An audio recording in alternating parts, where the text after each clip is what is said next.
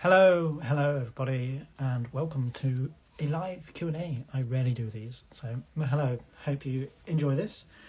I'm going to be joined by Parisa Shahmir. I probably pronounced that wrong, so apologies in advance, Parisa, either or.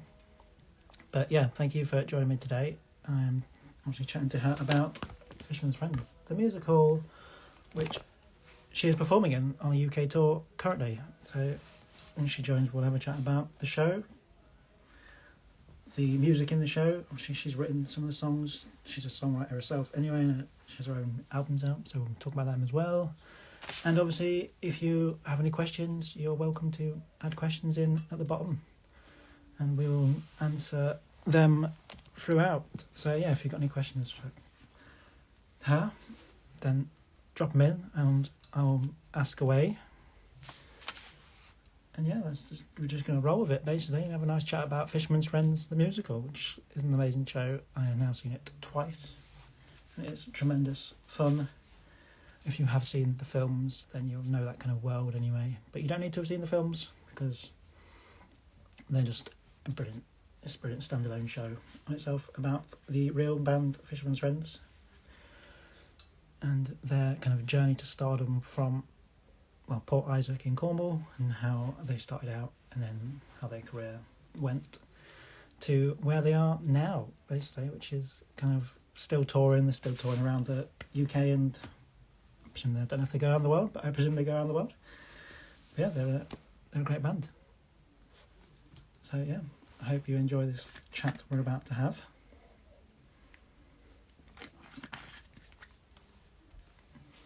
I need to...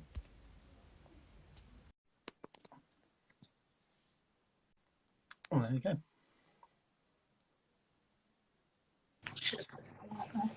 Hello. Hello. How are you? I'm good, thank you. How are you doing? I'm very well, thank you. Thank you for your time today. Pleasure.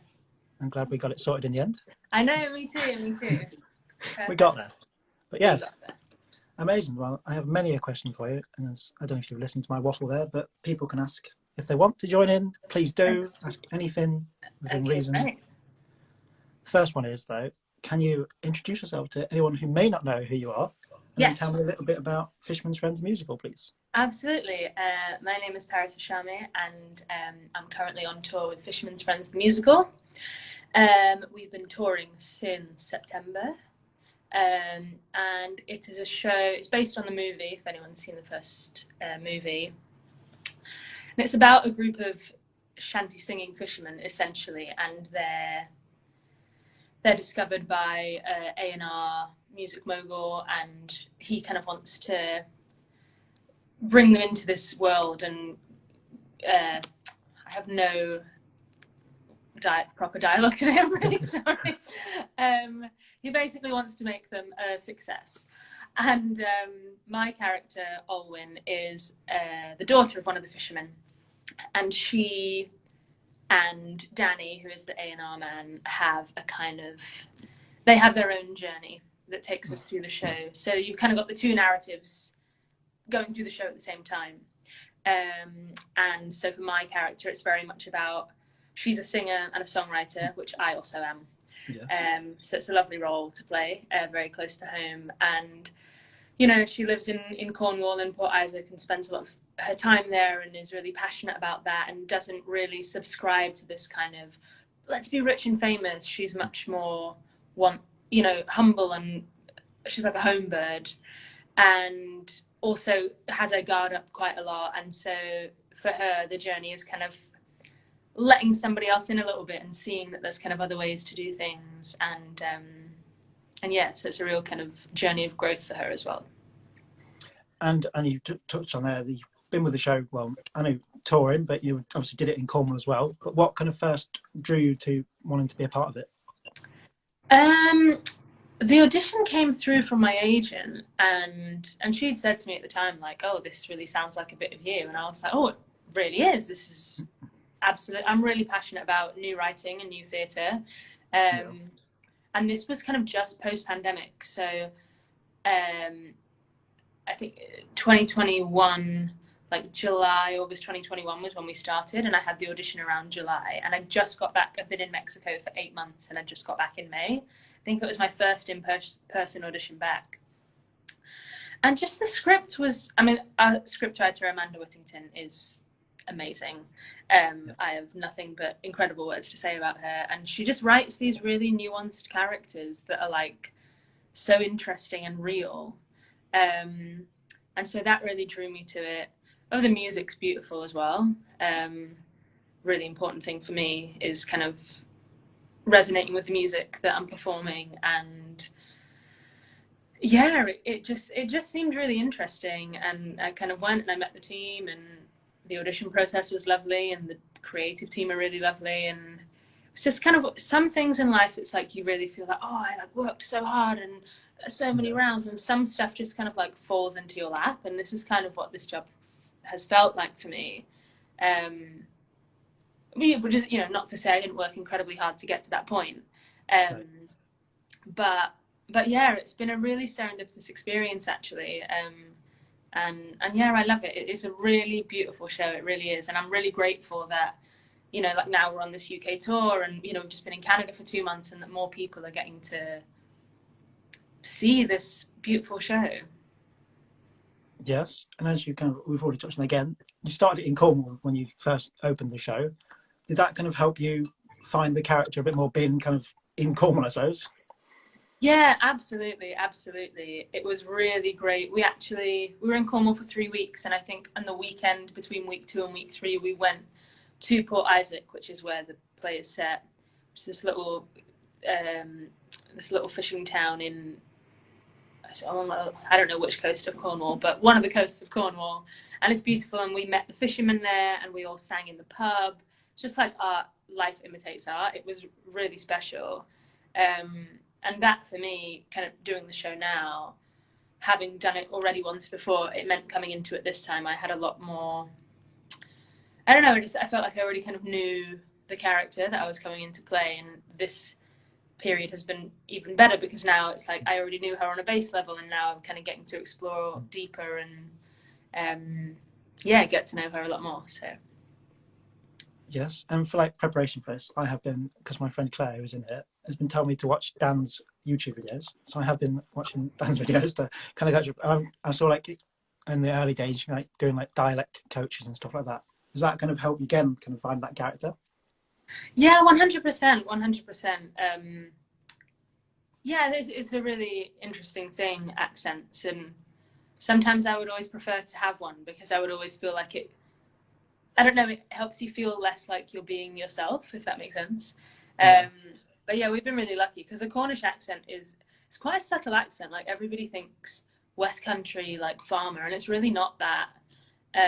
It's a lot more subtle, and there's kind of not a lot of examples of it. Like if you Google Cornish accent, they're kind of hard to find. So we had a really great accent coach on the job, which has been really great. And now I feel like it's one that I can slip into quite easily. So I'm like, add that to the CV. That's great. Yeah. Too right. But musically, as we've again touched on already, obviously the band's music's already there. But then obviously you get excited, you get the kind of almost the original songs, don't you, in the show? Which is amazing. Village by the Sea, if anyone has seen the like promo video that's out there, or already seen the show, you are incredible. I've already told you this, but you are incredible. You have like an amazing voice. Thank you. What's it like when you get to create the song, I suppose, and kind of be in that process? Yeah, well, it was, so Village by the Sea was written by one of our musical directors, James Finley, which is one of the original songs in the show, which is at the beginning of the show, which I sing, and then the song at the end of the show, Tidal Pool, which I wrote. Which Village by the Sea has always been in the show since its iteration, and Tidal Pool was added after our run in Cornwall. And again, just like a very serendipitous moment. Like I am a songwriter, so writing songs is kind of like what I do. But I wrote it during rehearsals for the Cornwall run, but just because I think there used to be, in the fish and chip scene, in the old version of the script, there was a version where Danny had the tape and was like, how does the song go? Tell me how it goes. And I would be like, absolutely not. and I used to sing a line of it, and so I got to decide how that line went. And one of my friends who was in the band, who isn't in the show anymore, but she was Annie Grace. She was so fantastic, a real beautiful person. And she said to me, like, she was helping me come up with different melodies, and she was like, "You're a songwriter. Why don't you write the whole song and then see where that melody kind of comes from?" And I did, and it was just kind of a bit of like character backstory, I suppose. And when we were in Port Isaac, I sang it. I like went and found a little cave and sang it in there, and my friend filmed me. Like after we finished the show, the director found out about this video and asked to see it, and then really liked it and asked if he could pass it on to the team, and then they liked it, and then they rewrote the show around it. So I have no idea how it happened. And it's one of those things that I'm sure if I'd tried to make it happen, it either wouldn't have, or it would have been a lot harder. But it all kind of, so what I mean about the show, it's like everything just kind of falls into place with this show. I haven't had to kind of push for those things, which is, I don't know, I guess makes me just feel more like it's very right. Yes, and the whole feeling of the show is, well, I'd say community is kind of one of the hearts of the show, because obviously the fishermen themselves and the whole village really is kind of like not a secluded community, because obviously it lets people in, but obviously Danny sort of doesn't in a way. Yeah. Then what's that like, kind of when you kind of get to create that kind of group as a family, and like you say, creating a new musical? It's really great, and I mean, I work with amazing people. I feel really lucky to be on stage with like such an incredible group of actors, and our whole team as well, like our backstage team, costume, lighting, sound, stage management. Like everyone is really good people, and I think that's really important when you're doing a show like that. That's already infused with the people that you have working on it. But yeah, it's really lovely, and I think that translates to the audience as well, from what I've heard. Like the world has been, there's been many things going on the last couple of years, and the show isn't all one note. Of course, there's highs and there's lows, but it is let's come together, let's sing, let's create community and joy, and I think that's kind of what the world needs right now. And it's really beautiful and humbling to kind of look out at the audience at the end of every show and just like see the joy on people's faces. I mean, that's, what more do you want, Yeah, and Canada, I know again you've touched on it, but how was that taking like a British show, kind of a Cornish show, over there? What was the reaction like? Do you know what? The reaction was really good, and I don't think any of us expected it. I think we were like, we have no idea how this is going to go. Mm-hmm. And some jokes had to be rewritten, or things changed a little bit, of course. But it was, honestly, we were pretty much sold out for our whole run, and they loved it. And everyone was a little bit, I think like the first show we were like, oh, let's see how this goes. Very strangely, but then I guess it's that, if you kind of look at it from the outside, it's like you think this is a show about Cornwall, and it is a show about Cornwall. But it's not just, like, you don't have to be from Cornwall to understand the show, I think. It is a show about community. It is a show about love and music. And I think that has, what we've proven by going to Canada, is that kind of translates continents and, these borders of land and stuff. And that's really, it's really beautiful, because I think we didn't know that when we were just developing this little show in Cornwall for a 3-week run. And now it's like we're taking it around the world. And having these great reactions is really, really humbling and really beautiful. Yeah, and you've been on tour for, like you say, a few months now. How do you kind of maintain yourself as a performer, especially coming out of kind of the last few years?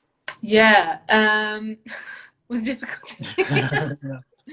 No, I mean, I have quite a good kind of like self-care routine. I've been on tour before. Yeah. This is the first time I've been on tour of this scale with this much responsibility, so it's been like a very different experience for me. I don't kind of like go out drinking. I don't really like loud places. I'm really boring.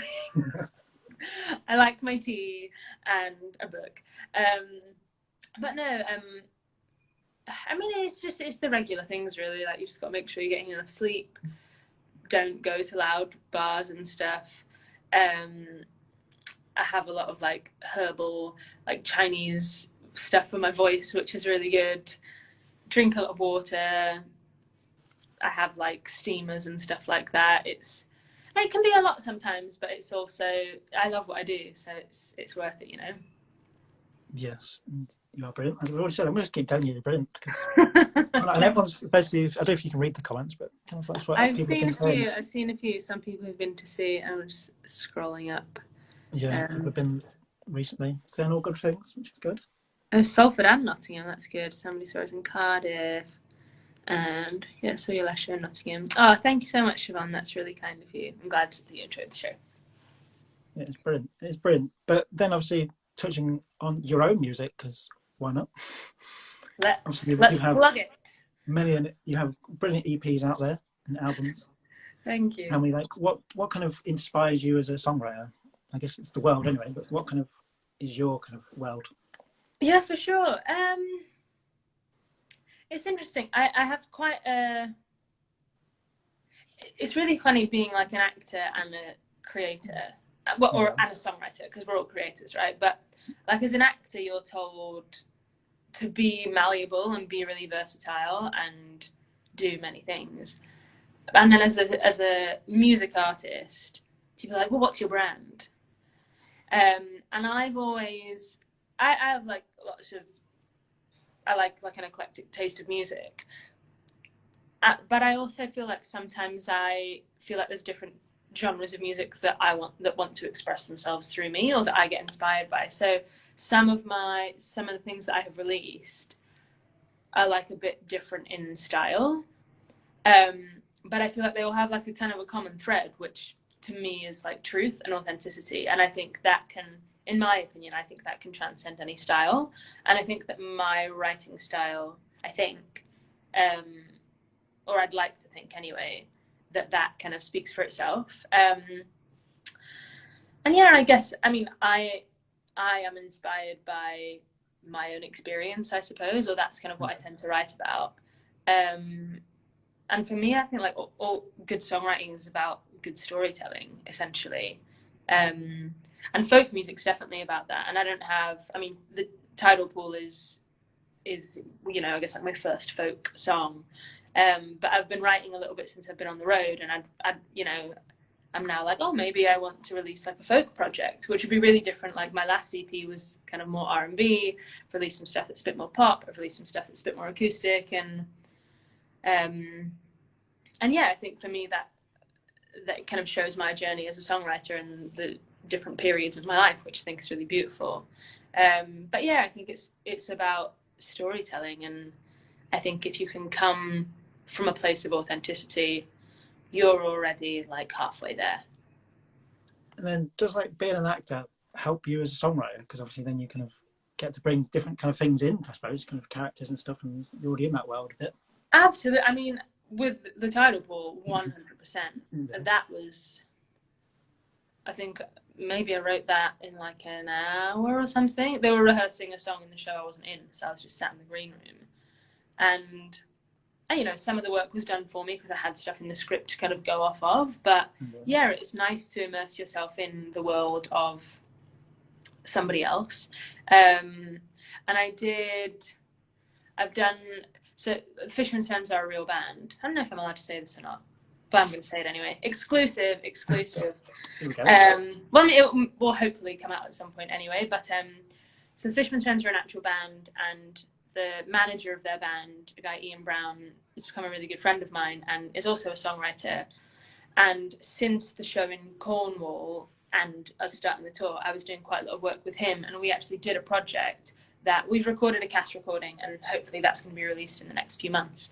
But alongside that, we actually wrote and recorded an album for Alwyn. So that was like, oh, what songs would she write and what's her life about? And that was a really cool thing for me, because I got to be the songwriter, but not writing the songs for myself. It was writing the songs for, you know, in 2009 for this girl who, you know, has some similarities to me, but has had different life experience and all these different things. And I think that's yeah, it's really freeing, I think, to be able to write from that place. You have kind of beaten one of my questions, because that is one of the things in the program that I did not know, because it's actually in the program. If you didn't know, it says in your music credits, Alwyn Pembury, the Tidal Pool album. So it's already in the program. So It is. No, I did know that. I put I put that in because I thought that the album would have been released. But so I was like, I'm going to jump ahead of the game. So once it is, that will be there. But yes, hopefully that will be coming out soon. That is very exciting. I'm going to read that question, because that is a question. Any chance we have see your performance in the cave? You can. It is in. There's a post on my Instagram. Is it like the last? No, it's like the second last one I posted about Tidal Pool. The cover, it's a carousel, but the cover of it is a picture of a drawing that our sound number 2, Bobo, drew of the scene of the Tidal Pool in the show. And if you scroll along, I'm pretty sure there's a couple of different things like the sheet music and various things in that carousel, but one of those is the video of me in the cave, I believe. So there you go, Andy. You can find it there. There you go. You're gonna have to like do a whole YouTube channel after to go. I know. Well, I might have to go back and do it again. Now we're going back to Cornwall in April. We actually open in Truro on my birthday, which is very exciting. So maybe I'll have to go back and do a 2.0, the Tidal Pool in the cave. You fully will, especially now, like you've kind of grown into it, I suppose. Kind of like. Yeah, definitely. That is very exciting. How like exciting? I know obviously touring everywhere is really exciting, but getting to go back to Cornwall now, it's kind of grown and developed. Yeah. It's going to be great. We're there for 2 weeks. I think that's the only 2-week venue we have left. And everywhere else is just 1 week. I mean, it's going to be amazing. When we were there, it's just, like I said, it's not purely a show just about Cornwall, but it is their story. And there's something really amazing about performing for those people.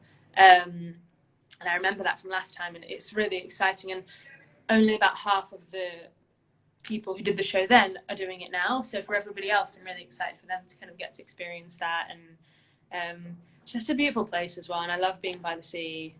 So I'm really excited for that. Yes, I wholeheartedly. I went to Port Isaac last summer for the first time. Yeah. Beautiful, beautiful place. So good. And did you have a pasty? Not in Port Isaac. We like go every year to Cornwall as a family. Oh, nice. So we kind of used to it, but didn't have one there. So I did meet John Cleave. In his shop, and I was like, hi. He's so wonderful. He was wonderful. Yeah, but I wholeheartedly recommend. I know, like what you say in the show. Sometimes they don't like out of towners. Sometimes. No. But they are generally. It's a lovely. Spread it out if you guys are going to go. Yeah, don't go at once. Don't like go tomorrow, because it'd be our fault then. Exactly. You never know. Has anyone got any questions they haven't put in yet? Because I'm going to check the question box. Nobody has asked a question, so that's useless, isn't it? An open book, guys. Everybody knows everything already. But this is one question I ask everyone. What does theatre mean to you? What does theatre mean to me? I think it means... Oh, that's a deep question. You should have sent me that one before. I should have pre-warned you. What does theatre mean to me? I think it means joy, creativity, collaboration, and creation. It's magic, I think. I think anyone who goes to the theatre or is in the theatre has sat in a theatre before and seen something on the stage or someone on the stage and just gone, wow. And there's not in every career can you kind of do that and really witness something firsthand and go, either I want to do that, or, oh, that affected me. And I actually think it's such a privilege to be able to give that to people. not everyone necessarily, but you know, that does happen. And I think that is really, I think you can forget that sometimes when you're on the road and you're moving around and doing all these things, but it really is a privilege. And yeah, that was a convoluted answer, and there was a few things. It means many things to me, but it's a layered answer, yeah. layered answer, exactly. But I would say that Fisherman's Friends delivers all that in like a full package. It's like it's a joy, isn't it? Kind of like it's not all happy as you say. I won't spoil it, but it's kind of like the journey, how you get there. Exactly, and life isn't all happy either. So it's like no one wants to watch that on stage because it's like that's not realistic. But I think the message of the show is like if we come together, we can, you know, move through anything. So if somebody's knocking on, just who is it? Right. Oh, I'm just on a interview. Thanks, mate. Sorry. my co-star trying to get in on the action. No, always the way. But I must ask, because I saw obviously in Nottingham last week, and obviously you had to kind of adapt last week because I know you had quite a few off. What is that like? Because as a performer, when you kind of in that, I guess you kind of again, it's that community if you're all pulling together to get the show through. But how is it like, just flying by with it? Yeah, absolutely. I mean, last week I don't think we had any one show the same. So it was like a new person off every day. I think one day there was like, what did someone say? I think 6 people in the cast were Yeah. or with speaking roles were playing the speaking role that they had auditioned for and received the job, and everybody else was playing something else. Like it was, and it's amazing really, because I think as actors you go like, sure, you know, and of course there's our covers are incredible, yeah. And but with every show, especially for some people it's the first time they've been on, there's little hiccups and things, which also happens anyway, even if you play the part. But the audience, just, they don't seem to, either they don't know or they don't care. And yeah, I think, you know, it's the same thing. It's the same thing in the show. It's like we all come together and we all pull through it, and it really is like a group effort, a collaborative effort, and everybody is so fantastically talented in their own right, which is why they're here. But yeah, something that is quite special about this group of people is everybody wants the show to be good.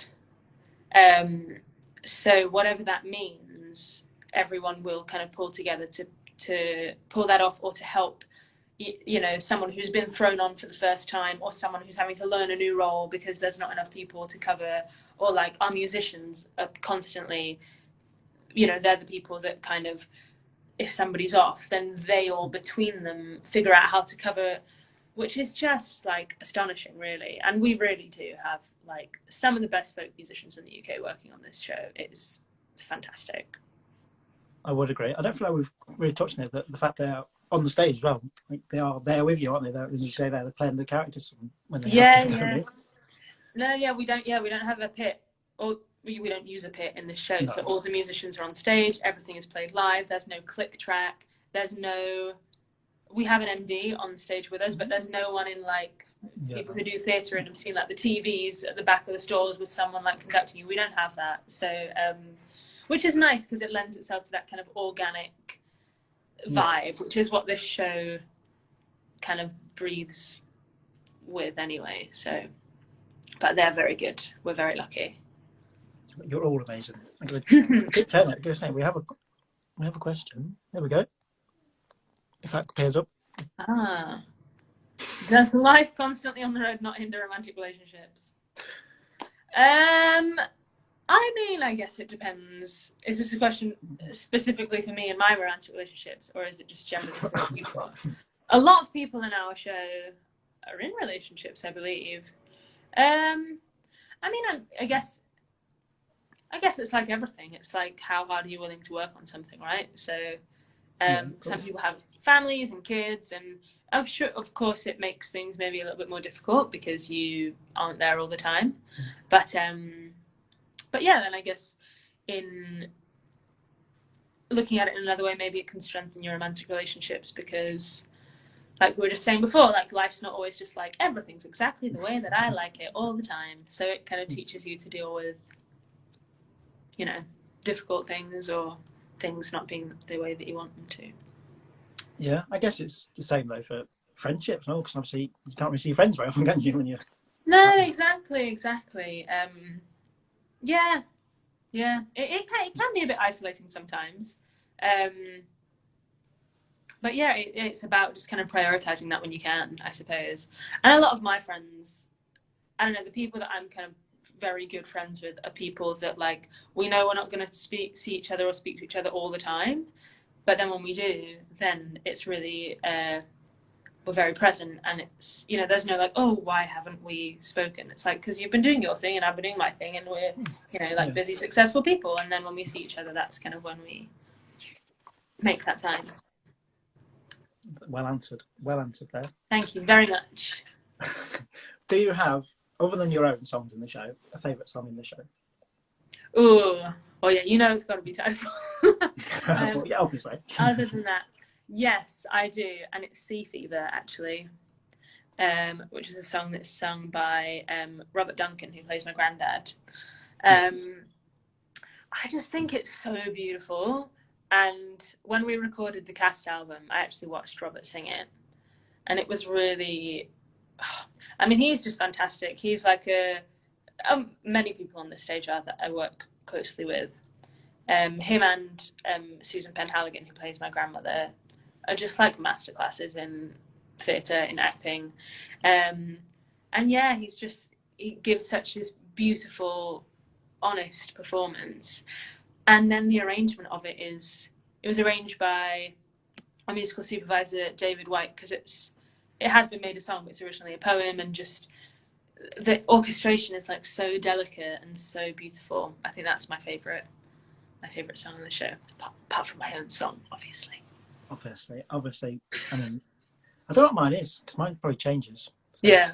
What was your favourite when you saw it in Nottingham, apart from Tidal Pool? Well, let's put that one to the side, because we know that's I feel like that and Village by the Sea are kind of like, they're amazing moments. Okay. And I mean, the first number, just that whole like sequence of it, kind of Nelson's Blood is amazing. Like, I won't spoil it for people who haven't seen it, but the lifeboat, just how it's staged is genius. Oh wow! Yeah, Lucy Osborne, our set designer, is. I mean, everybody who touches the show is a genius. Honestly, like Yes.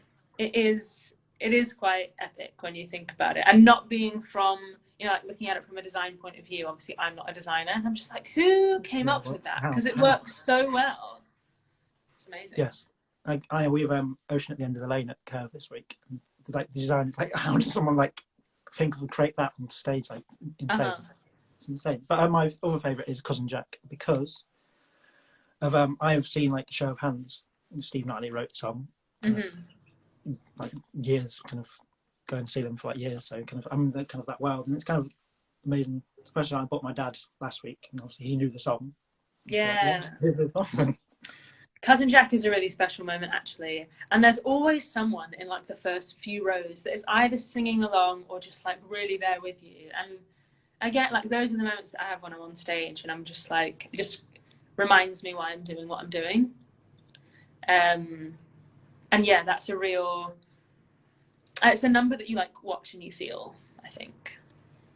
Yeah, I suppose that's kind of, you're almost all involved in that, aren't you? Kind of, so Yeah, definitely. Which is amazing. But for anyone who hasn't booked yet, why are you telling them to book to see this show? Come and see the show because it's just a good show. It really is. It has heart and soul and incredible music. Putting my own song to the side. But no, it really does. It just tells this beautiful story, and yeah, I think you'll leave with a smile on your face, honestly. Having seen the audiences that we have performed for before, I don't think you'll regret it. And it's just a really beautiful piece of theatre. And if you do come, then let me know. Yes, I will not keep you much longer because No, we have a show today. We do have a show, that's fine. A slightly later show in Sheffield, 7:45, so... Well, that's confusing. Like, our matinee's at Curve, like 2:15. That throws me right off. I know, and our matinee's so here at 2, and then on Saturday it's 3. And I don't know. I like a bit of routine, just knowing what it is, like 2:30 and 7:30. That feels like I know that's a nice for me. it is a bit strange when you're touring and you're like, I hope I'm on time. I always have to check. Today I was like, right, what time do I have to be in the building? Always have that fear of like waking up and I'm supposed to be at work. I always do that. Like, am I going to be there? Like, check it the night before, like, set my alarm. Literally. But yeah, this is the last chance to any questions before I release you back to the show. So if anyone doesn't have any more questions, go for it. My friend Deb saying Parisa is a living legend. Deb actually played Leah when we did it in Cornwall, and I believe is currently working at the National. So Deb, you're a living legend if you're still watching this live, and if you're not, then there you go. Everyone else knows. If not, I'll save it and then we can send it to I'll tell you privately. Forward it to like 34 minutes in. That's yeah. If nobody has any more questions, then I've answered all mine today. That's all good. That's all good. I will release you back into the wild, basically. So thank you. It's been so nice to chat with you. I'm glad we could. It's been amazing. You are, as I've said, incredible. You have one of the best voices I've ever heard in like a musical. Thank you so much. I'm not just saying that because you're here. I've told everyone. That is in my. I think I wrote that in my review last week. I've seen. Thank you. It was a really lovely review. It's true. Like my friend, when we came in like Birmingham, he said the same. And yeah, I'm obviously looking forward to having you at my workplace in a few like 2 months. So I will see you there. Absolutely, yeah. Let's go, yeah. I'll be keeping the rabble safe. Perfect. Thank you. Hopefully. Well, amazing. We'll have a good show tonight. Enjoy Sheffield. No worries. Keep being brilliant. Everyone go and check out Fisherman's Rent. I will do my best. But go and see it. Check out your music. Do those things. And yeah. Thank you so much. Have a lovely evening. And you. Thank you. Take care. Bye. Bye.